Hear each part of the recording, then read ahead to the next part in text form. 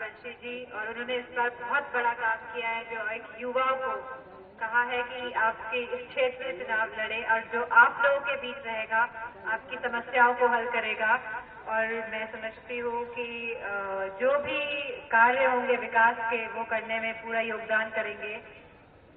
हमारे रामपाल राजवंशी जी, मिनिस्टर जी, बुनियाद अंसारी जी, फारूक अहमद जी, विजय मिश्रा जी, आशीष रस्तोगी जी, पप्पू भार्गव जी, जीता सिंह जी, दिग्विजय सिंह जी, सुशीला यादव जी, राकेश यादव जी, हमारी जूही सिंह जी आज यहाँ उपस्थित है, हमारे सभी सम्मानित समाजवादी पार्टी के नेतागण जो आज आप यहाँ बैठे हैं। मुझे अच्छा नहीं लग रहा है कि आप यहाँ बैठे हैं और मैं ऊपर हूँ, लेकिन थोड़ा कमी थी यहाँ पे शायद स्टेज पे, इसीलिए।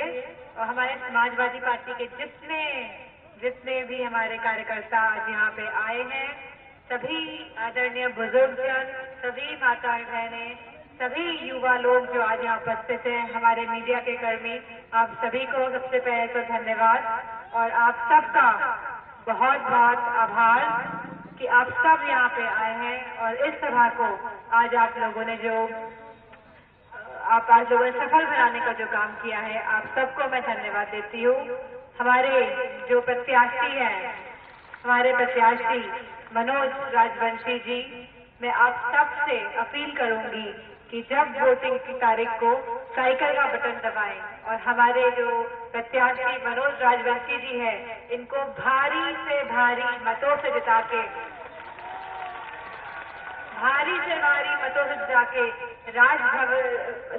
विधानसभा तो भेजे ही, और साथ में आप अपने भैया को एक बार फिर मुख्यमंत्री बनाने का काम करें। मुझे पूरी उम्मीद है कि आप अपने भैया के साथ कंधे से कंधा मिला के खड़े हैं कि नहीं खड़े हैं? और मुझे पूरा विश्वास है, जो मैं आप लोगों का आज हौसला देख रही हूँ यहाँ पे, जो आप लोग की जो एनर्जी लेवल्स हैं, जो ताकत देख रही हूँ, मुझे पूरा भरोसा है कि आप अखिलेश भैया को दोबारा एक बार फिर से मुख्यमंत्री बनाने जा रहे हैं। समाजवादी पार्टी का जो भी घोषणा पत्र था 2012 का, हम समाजवादी की कथनी और करनी में कोई फर्क नहीं है, और जो भी घोषणा पत्र था उसे हम लोगों ने लागू करने का काम किया, जमीन पे किया कि नहीं किया? हम लोगों ने आप सभी तक एम्बुलेंस 108, 102 पहुंचाने का काम किया बिना मतभेद के। बताइए, लोग आरोप लगाते हैं कि हम मतभेद करने वाली समाजवादी लोग हैं, क्या ये सही है कि गलत? तो जिस तरह हम लोगों ने समाजवादी एम्बुलेंस पहुंचाने का काम किया है, आने वाले समय में हम ऐसी एम्बुलेंस जिसमें डॉक्टर और दवाइयां हो, ऐसी एम्बुलेंस आपके मवेशी जो हमारे गांव के इलाके होते हैं, वहां पे जानवर लगते हैं, लोग की नहीं रखते हैं, जानवर रखते हैं, तो उस एम्बुलेंस के जरिए दवाई और डॉक्टर भी गांव-गांव तक पहुंचाने का काम करेंगे। इसी तरह हमने एक व्यवस्था देने की कोशिश की है। कानून व्यवस्था का मुद्दा बहुत उठाया जाता है। जब चुनाव होते हैं तो कानून व्यवस्था मुद्दा बन जाता है। तो ये परेशानी है, ये हम समझते हैं। तो हमारे युवा मुख्यमंत्री जो हैं, जो समाजवादी लोग हैं, उन्होंने ऐसी व्यवस्था दी है जहां पे आप 100 नंबर मिलाएंगे, 100 100 नंबर मिलाएंगे तो पुलिस आपके घर तक पहुंचेगी, और जो भी समस्या हो, और अगर FIR लिखाने की भी जरूरत पड़े तो वो काम पुलिस करेगी। और इस व्यवस्था को हम और बेहतर बनाएंगे। और मेरा मानना है कि ऐसी व्यवस्था पूरे भारत में किसी ने भी नहीं शुरू करी है, जो हमारे दूर की जो सोचते हैं, हमारे युवा मुख्यमंत्री ने शुरू करी है। इसी के साथ साथ जिसे कहा गया कि झुंझुना पकड़ा दिया गया है बच्चों के हाथों में, लैपटॉप, तो मैं समझती हूँ यहाँ पे भी कई लोगों को लैपटॉप मिला होगा, हमारे छात्रों को, हमारी छात्राओं को लैपटॉप मिला। तो जो ये लैपटॉप पकड़ा दिया गया था आपके हाथों में, इसे झुंझुना कहा गया। लेकिन हम समाजवादी लोग, जिनसे कहा जाता था कि हम लोग कंप्यूटर वाले नहीं हैं, हम लोग पीछे की सोच वाले हैं, आप बताइए कि हम लोग आगे की सोचते हैं कि पीछे की सोचते हैं? तो हम लोग जानते थे कि हमारे बच्चों को, हमारे छात्र छात्राओं को लैपटॉप की जरूरत है जिससे कि वे अपना भविष्य बना सके। तो ऐसे मुख्यमंत्री जिन्होंने आते ही 1 साल के अंदर पूरे प्रदेश में लैपटॉप बांटने का काम किया है, ये है समाजवादी लोग जो कहते हैं और जो करके दिखाते हैं। बहुत बड़े बड़े मंच देखे होंगे टीवी में, बहुत लोग गरज रहे हैं, काम बोलता है पे गरज रहे। अब चलिए ये माना तो सही कि काम बोलता है, बोला तो कि काम बोलता है, मंचों से बोला जा रहा है कि काम बोलता है। मुझे खुशी है, आप लोग बताइए काम बोलता है कि नहीं बोलता है? काम बोल रहा है तो खलबली मच गई। अब क्या करें बताइए, खलबली मची कि नहीं मची? और पहला जो ये चुनाव का जो ये फेज हो गया है, पहला चरण जिसने वोटिंग स्टार्ट की है, तो आने वाले समय में और खलबली मचने का भी काम होगा। तो इसी के साथ मैं कहना चाहूंगी, बिजली में बहुत काम किया गया है, जहां सभी बड़े शहरों को, चाहे वो लखनऊ हो, चाहे वो कानपुर हो, चाहे वो हमारा मेरठ हो, चाहे गाजियाबाद हो, जितने बड़े शहर उत्तर प्रदेश में हैं, सभी को 24 घंटे बिजली पहुंचाने का तो काम किया ही है। साथ साथ समाजवादी पार्टी ने हर गांव कम से कम 16 घंटे बिजली पहुंचाने का काम किया है। और इस व्यवस्था को हर समाजवादियों की सरकार जब आएगी तो 24 घंटे बिजली पहुंचाने का भी काम समाजवादी लोग करके दिखाएंगे। इसी के साथ स्मार्टफोन की योजना भी हम लोग लेके आएंगे, जहां हर गरीब परिवार को ये स्मार्टफोन दिया जाएगा। बहुत बार देखा गया है कि लोगों को जानकारी नहीं होती है कि क्या योजनाएं चलाई जाए। तो मैं समझती हूँ जिससे कि लोगों को जानकारी मिले कि सरकार उनके बेहतर जीवन के लिए क्या योजनाएं चला रही है, उन योजनाओं की जानकारी प्राप्त करने के लिए और सीधे आप लोगों को लाभ पहुंचे, जिससे कि इस स्मार्टफोन को घर घर पहुंचाने का काम हम समाजवादी लोग करेंगे आने वाले समय में, जिससे कि आप योजनाओं के बारे में जान पाएं। और इसमें मैं बताना चाहूंगी कि हमारे मुख्यमंत्री ऐसी 103 योजनाओं को चिन्हित कर चुके हैं। जब हम समाजवादियों की सरकार बनेगी, हम अभी क्योंकि हम मान के चल रहे हैं कि हम समाजवादी की सरकार बन रही है, तो ऐसी 103 योजनाओं के बारे में आपको स्मार्टफोन के जरिए जानकारी भी दी जाएगी। इसी के साथ मैं पूछना चाहती हूँ आप लोगों ने इतने सारे सांसद विपक्षी दल के, हाथी को तो भूल जाइए, वो एक भी नहीं आ पाए, हम लोग 5 थे, इतनी भारी संख्या में सांसद आप लोगों ने दिल्ली तक पहुंचाए। आपके क्षेत्र का भी सांसद होगा, कौन सी पार्टी का सांसद है? मैं पूछना चाहती हूँ, कोई भी काम इस क्षेत्र में हुआ? कोई एक काम? इतनी भारी संख्या में आप लोगों ने सांसद पहुंचाने का काम किया, तो एक काम आप बता दीजिए जो किया हो। तो जब किसी ने कोई काम ही नहीं किया तो हमारा काम तो बोलेगा, अपने आप बोलेगा कि नहीं बोलेगा? अखिलेश भैया का काम बोलता है कि नहीं बोलता है? तो केंद्र सरकार ने आप लोगों को क्या दिया?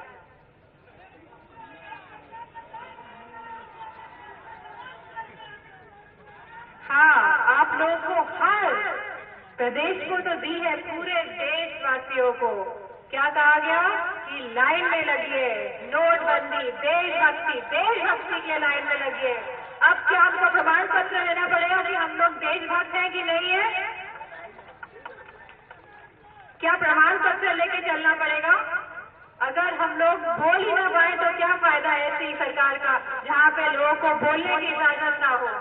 तो मैं कहना चाहूंगी कि नोटबंदी दी गई, जहाँ पे लाखों करोड़ों लोगों को लाइन में लगाया गया। हमारी माताएं बहनें यहाँ बैठी हैं, वे भी जरूर लगी होंगी लाइनों में, लगी कि नहीं लगी? ये क्या काला धन था?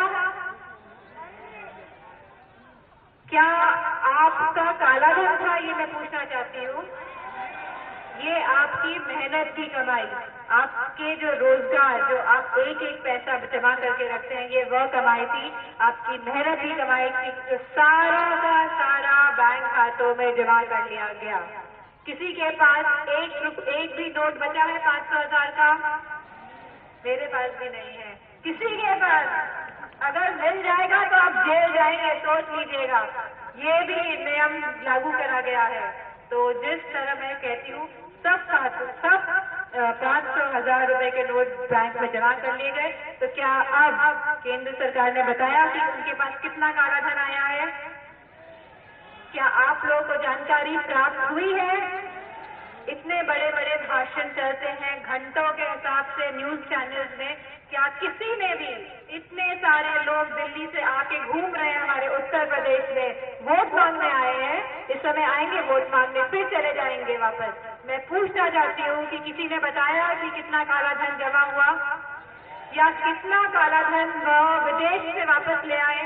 आपका धन तो जमा कर लिया, क्या विदेश से काला धन वापस लेके आए? क्या हमारे किसानों को नुकसान हुआ?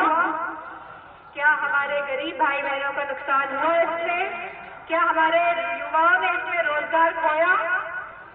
कारखाने बंद हुए, हमारे छोटे छोटे व्यापारी को नुकसान हुआ, व्यापारियों का नुकसान हुआ कि नहीं हुआ? तो मैं कहना चाहती हूँ कि ऐसी सरकार जिसने बिना सोचे समझे ये फैसला लिया है, जिनके इतने सांसद आप लोगों ने दिल्ली पहुंचा दिए, क्या उन्होंने कोई काम किया इस क्षेत्र के लिए? हमारी महिलाओं को भी नहीं छोड़ा, हमारी महिलाओं का भी बचा सोचा, जो भी वो थोड़ा मोटा धन रखती है, बैंकों में पहुंचा दिया कि नहीं पहुंचा दिया? गुप्त धन रखती है ना आप लोग, 100-500 रुपए के नोट। और अब क्या ये लोग यहाँ पे हमारे जो है इतनी भारी संख्या में जो इधर आए हैं आज तक, क्या आप अपनी बहनों का, माताओं का पैसा वापस देंगे? अपनी पत्नियों को आपके अकाउंट में जमा हो गया ना, अब आप वापस करेंगे? अब आपको फिर से 100-200 रुपए करके अपने फिर से अपना गुप्त धन जमा करना पड़ेगा। तो मैं कहना चाहती हूँ, एक तरफ जहाँ ये सरकार ऐसी आई है जिसने लोगों को दुख पहुंचाया, हमारे मुख्यमंत्री ने जो कहा, जिस दिन नोटबंदी लागू हुई, कहा कि हमारे प्रदेश की जनता को कोई दुख नहीं पहुंचना चाहिए, कहा कि नहीं कहा? तो मैं कहना चाहती हूँ, जहाँ एक तरफ आपका ऐसा मुख्यमंत्री है जिसको आपके दुख दर्द की परवाह है, और एक तरफ ऐसे लोग हैं जिन्हें पूरे देश को लाइन में खड़ा कर दिया। तो अब मैं चाहती हूँ, एक बार गलती हो चुकी है हम सबसे, लेकिन अब दोबारा ये गलती नहीं होनी चाहिए। मेरी अपनी माताओं बहनों से अपील है, क्या आप ये गलती अब फिर करेंगी? क्या समाजवादियों की सरकार लाएंगी? नहीं लाएंगी कि लाएंगी? लाएंगी। क्या अखिलेश भैया को अपने फिर से मुख्यमंत्री बनाएंगी? तो वही समाजवादी पार्टी ऐसी सरकार है, ऐसे हम समाजवादी लोग हैं जिन्होंने अपनी माताओं और बहनों के अकाउंट में सीधे 500 रुपए प्रति माह महिलाओं के सीधे अकाउंट में पहुंचाने का काम किया है। और आने वाले समय में हम लोग यह राशि 1 करोड़ लोगों को तो जोड़ेंगे, 1 करोड़ महिलाओं को इस पेंशन योजना से जोड़ने का काम करेंगे। साथ में 1,000 रुपए प्रति माह इस पेंशन में बढ़ा के देंगे। तो मैं समझती हूँ, इसी तरह हर गरीब घर में हम महिलाओं के लिए प्रेशर कुकर देने का भी काम करेंगे, और साथ ही में कन्या विद्याधन, बड़े बेटी में हमारी अल्पसंख्यक बेटियों के लिए धन, तथा हमारी सभी सरकारी नौकरियां जो होती हैं जिसमें एक उम्र की सीमा होती है, तो सभी महिलाओं के लिए यह उम्र सीमा समाप्त कर दी जाएगी जैसे ही समाजवादियों की सरकार बनेगी। और जितनी भी सरकारी नौकरियां होंगी उसमें 33% का आरक्षण हम महिलाओं को देंगे। और हम, क्योंकि सब युवा देश है, बहुत बच्चे हैं और बहुत स्वास्थ्य की दिक्कत भी है, तो हम सब समाजवादी लोग सरकार बनने पे अपने प्राथमिक स्कूलों के बच्चों को 1-1 किलो घी और दूध देने का भी व्यवस्था करने वाले हैं। सारे जिला मुख्यालयों को जोड़ा गया। समाजवादी सरकार में सभी ऐसी सड़कें बनी जो पूरे देश में कभी नहीं बनी। हमारा एक्सप्रेस वे जिसने आगरा को लखनऊ से जोड़ा, और लखनऊ को अब हमको लेके जाना है बलिया, गाजीपुर और शायद यहाँ नेपाल बॉर्डर की तरफ भी आना है वो एक्सप्रेस वे, तो एक उसका एक आगरा से लखनऊ तो जुड़ गया है। तो मैं अब आपसे पूछना चाहती हूँ कि आप हमारा साथ देंगे ऐसे एक्सप्रेस वे को आगे बढ़ाने के लिए? देंगे? इसी तरह सब जिला मुख्यालयों को जोड़ने का काम किया है। हमारी समाजवादी पार्टी ऐसी पार्टी है, हमारे समाजवादी लोग ऐसे लोग हैं जो जोड़ने का काम करते हैं, जो सबको साथ आगे लेके जाने का काम करते हैं। और अब जब साथ की बात आई है तो अब तो साइकिल के हैंडल पे किसका साथ है बताइए? कांग्रेस। और ये कांग्रेस का साथ क्यों है? क्यों है? क्योंकि अब कोई कंफ्यूजन नहीं होना चाहिए। एक बार धोखा खा चुके हैं आप सब लोग, कोई कंफ्यूजन नहीं, सिर्फ साइकिल का बटन दबाना चाहिए और जहां कांग्रेस प्रत्याशी खड़ा हो तो वहां कांग्रेस का बटन दबाना चाहिए। इसी के साथ मैं कहना चाहूंगी कि प्रधानमंत्री जी कहते हैं कि युवाओं का देश है, युवा बहुत है, हमारी बहनें यहाँ इतनी सारी युवा है, इतने सारे लोग युवा है। कहते हैं कि नहीं कहते हैं? 65% लोग युवा है। कहते हैं कि नहीं कहते हैं कि युवाओं को देश को आगे लेके जाना चाहिए? कहा कि नहीं कहा?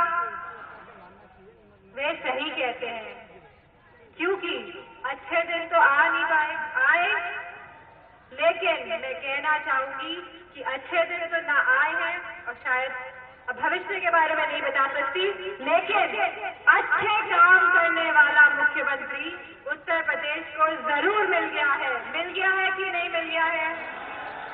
ऐसा मुख्यमंत्री मिला है जिसका काम बोलता है कि नहीं बोलता है। और मैं कहना चाहूंगी कि 2 युवा नेता साथ आए हैं और हम जीत रहे हैं। हमारा जो पहला चरण हुआ है वो बहुत अच्छा हुआ है। तो समाजवादी पार्टी की सरकार तो बन रही है, एक बदलाव आ रहा है। अपने प्रदेश को, उत्तर प्रदेश को, अपने भैया को आप क्या आगे ले जाने का काम करेंगे?